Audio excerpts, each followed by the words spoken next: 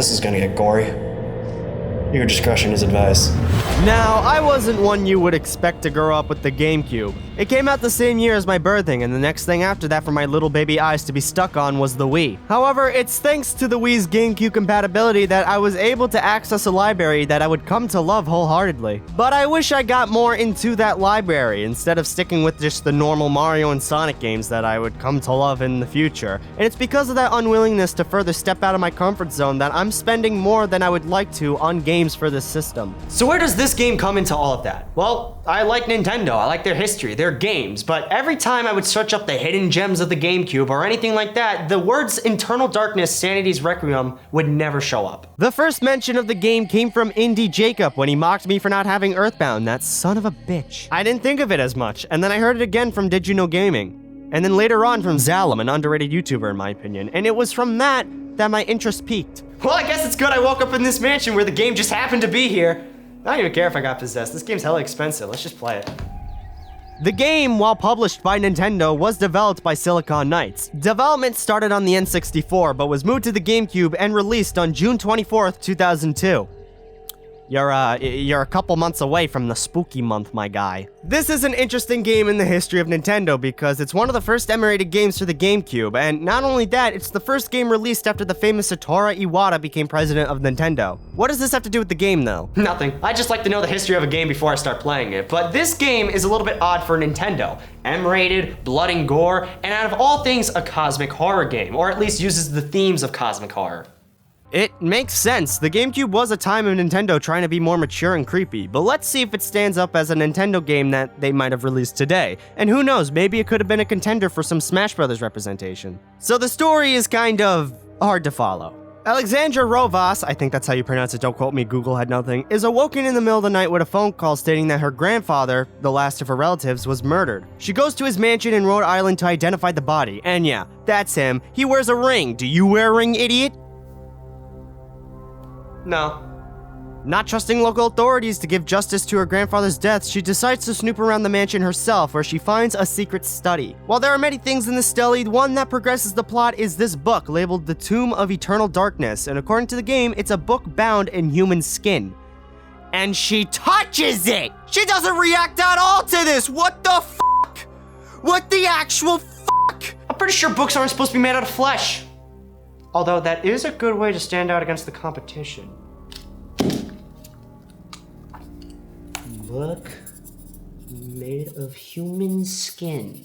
In the book, she reads about Pius Augustus, a Roman military soldier who finds himself being transported to an underground temple known as the Forbidden City, where after exploration finds 3 artifacts. After he tries to take one of the artifacts, he becomes corrupted with its power and pledges alliance with the artifact's ancient, promising to bring them to this world. I'm not gonna lie, I had to look up the Wikipedia in order to understand the story, and here I am, still not getting it. Like, what the hell's an ancient? They are basically these powerful beings that want eternal darkness for all of humanity.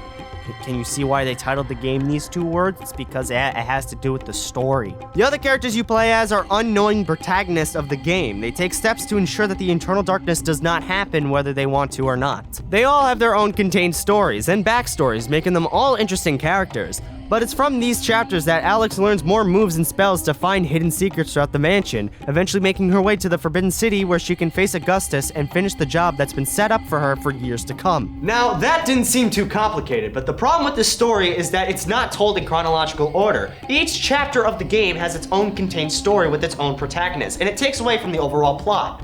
However, even with the story being kind of all over the place, with the usage of the Wikipedia article, I was still able to appreciate the story and even be engaged by it. Listen, these cutscenes are just visually interesting. Eternal Darkness has a style that, while having that early 2000s quirk, feels unique. I can't put my finger on it, but the performances from every character is just so good that you just melt into what they're saying. I don't mind that the story is hard to follow here because of this, and I normally don't play games to be invested in a story anyway. It's more so a bonus for me, since I don't really play games to be captured into a story. I can watch a movie if I really want that. I play games to be interactive and to play as a character that I might connect with.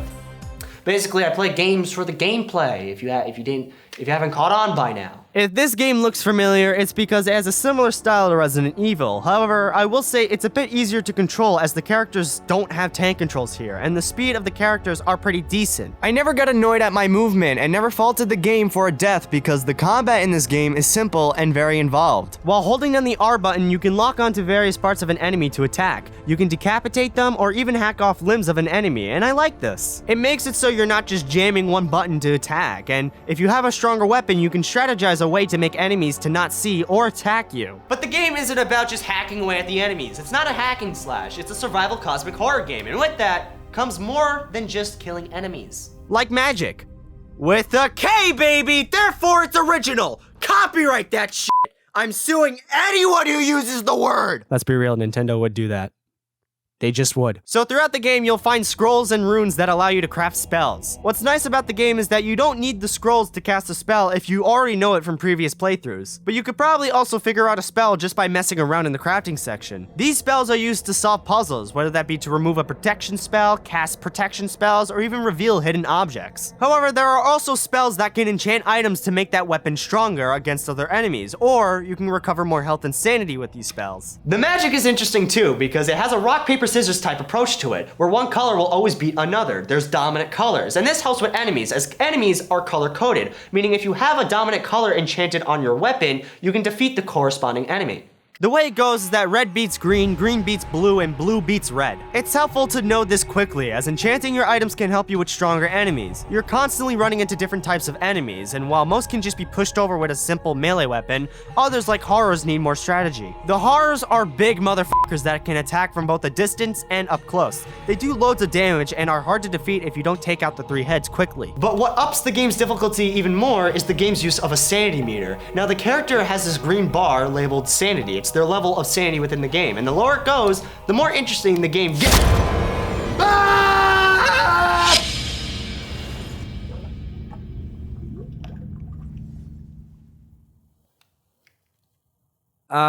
This is the highlighted feature of the game. The sanity meter doesn't just mess with the character, it messes with the player. If you want a crazy experience, you should play with little to no sanity in the game. Keep that shit down, because not only does it make the game harder, it makes the game a bit more scary. Enemies will lower your sanity just by looking at you. You don't have to look at them, they just need to look at you. You'll notice as the more the sanity goes down, the more crooked the camera gets. We call this in the industry a Dutch angle. And it pisses me off. I don't like the game being crooked like this. It feels distracting, and I would often save my sanity more to fix the angle rather than to stop the sanity effects. But I'll admit, I do like the idea, as now the world for the character is not as what it seems. These effects can cause you to see crazy stuff, like you'll walk into a room and be bombarded with zombies that don't exist, or be decapitated, or lose all your limbs. However, this doesn't just extend to the character, it also extends to the player themselves. The game will mess with the player, and it's really cool because I know if I would have played this when I was younger with my sister, it would have been crazy because it would have scared us to death.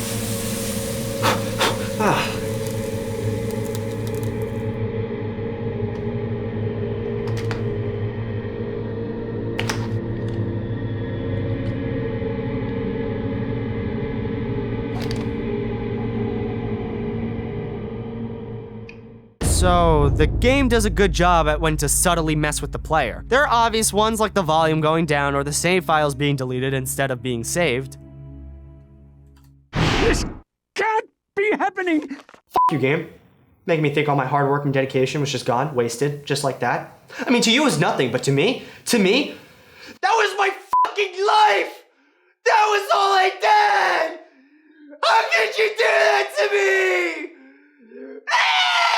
However, there are other ones that I like just a little bit more, like bugs crawling on the screen or the TV just turning off. This can't be happening! There's also a blue screen one, which just makes me laugh. This is a GameCube, not a PC. However, after a while, these sanity effects wear off in charm, and more so feel like a hindrance rather than a spooky moment, although those are still here. The game did make me scream at times, I shit you not, and it didn't do good for my nerves. It also didn't do good for my sanity, because now all I see is a snail trying to follow me everywhere I go.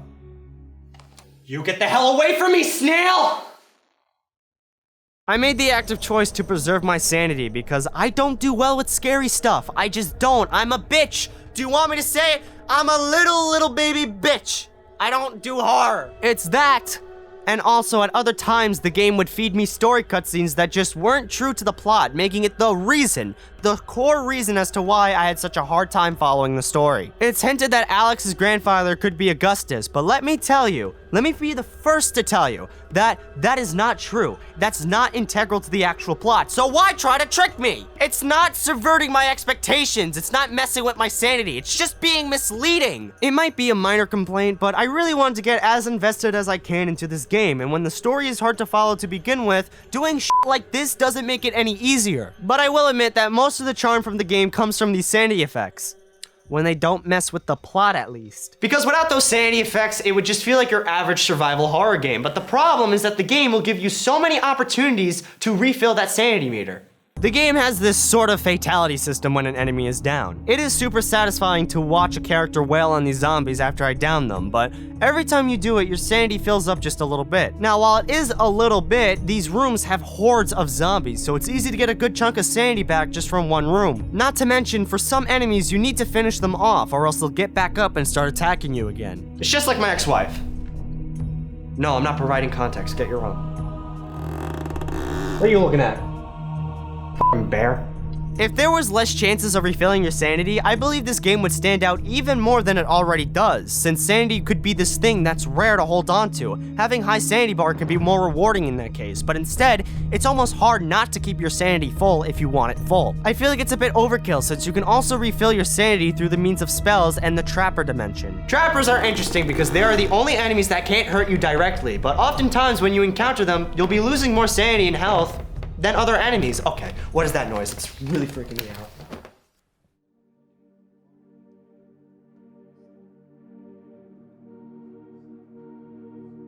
James? You never gave me my Zelda cart back. I don't know what you're talking about. Why didn't you give me my Zelda cart back? What are you talking about? Oh my god! Wait! Ah!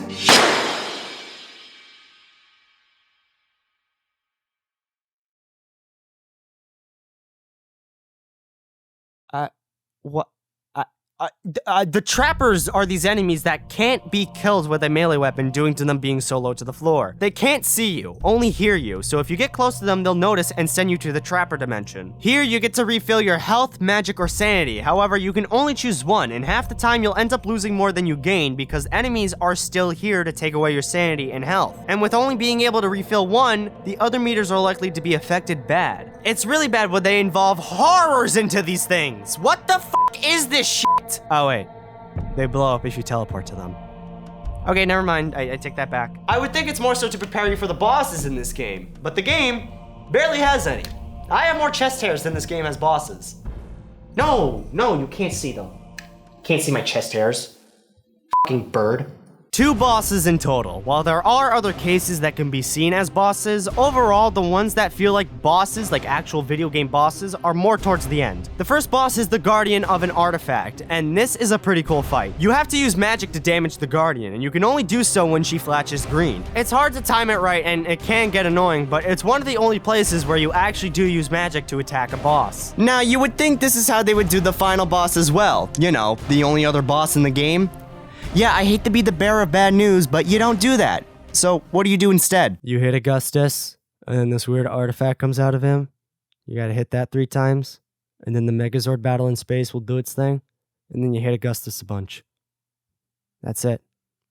I wish it was more involved, but honestly, it's really not. He doesn't really attack if you're not close to him, and he uses magic which will take as long to cast as some of your magic. He'll mess with your sanity and take large amounts of health, but at this point in the game, it's easy to recover both your health and sanity. Like when the first boss sets you up to use magic to damage it, you would think they would repeat the pattern. But no, you just hit it. They didn't do that. You just hit the final boss a couple of times.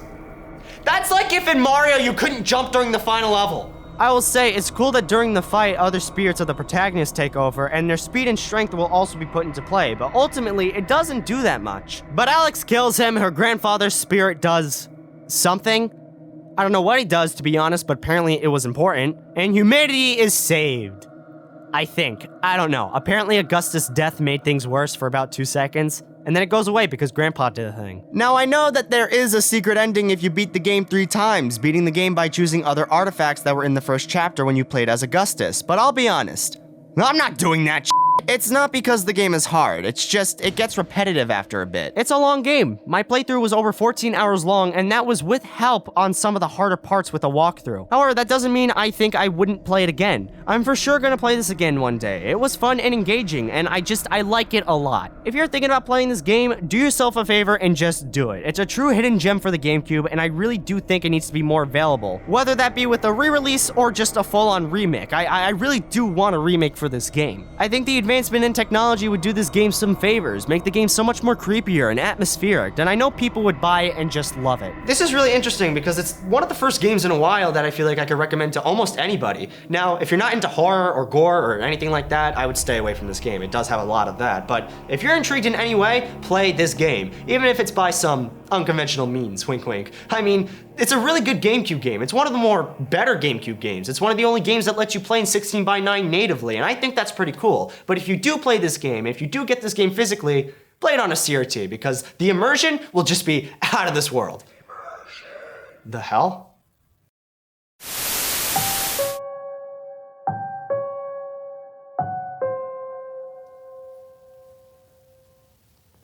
Jesus! No!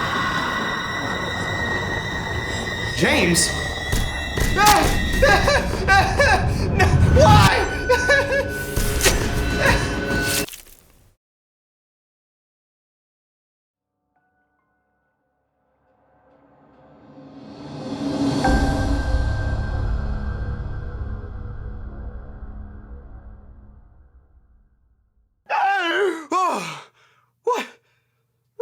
What happened? How long was I out? Because of the infection on your hands from the butter, you passed out for like 2 weeks. Is that why the GameCube controller got really hot? Wait a minute, you said I've been out for a week?